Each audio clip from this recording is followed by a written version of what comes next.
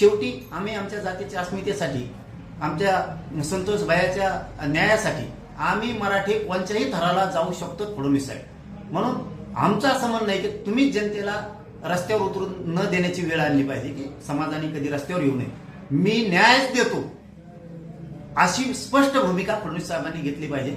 आणि तुम्हाला सांगतो, यांना लवकर फासावरती लटकवण्याचं काम केलं पाहिजे. यांना पुन्हा जवळ नाही केलं पाहिजे, कधीच जवळ नाही केलं पाहिजे. आता माझ्या प्रकरणात सुद्धा त्या घातपाताचे ते तिथं जाऊन बसले. अजितदादा, फडणवीस साहेब, परत त्या ताई महासंचालक मुंबईच्या काय नाव आहे त्यांचं, त्या हे सगळे जण बसले.